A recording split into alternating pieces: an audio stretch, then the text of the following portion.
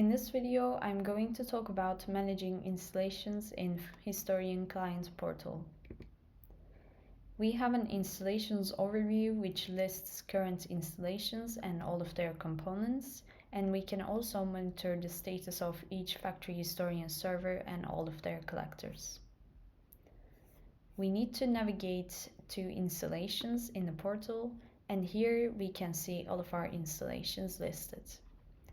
If we click on one of our installation, then we will see all of the organizations that are existing inside in the installation. And we can see all of the components that are within that organization if we click on the organization. Here we have a health status of our installations. We have an indication of total number of alerts, and here we have the heartbeat of our installation.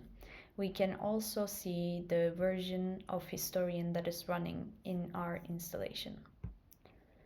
In order to have a more detailed view, we can click on the I button here, and it will show more detailed information about our installation, such as how many collectors are installed, how many measurements there are, and even the PostgreSQL database version and the operating system that is running.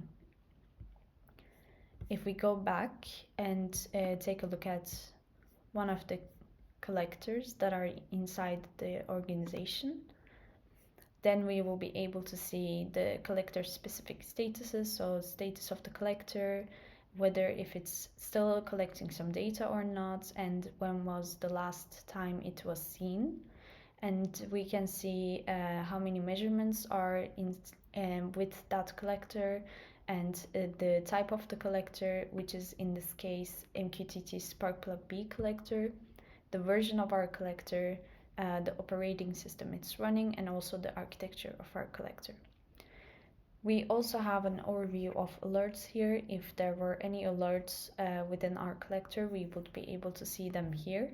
This is also the case for the Historian. So if there were any problems in Historian, we would be able to see it in the alerts here.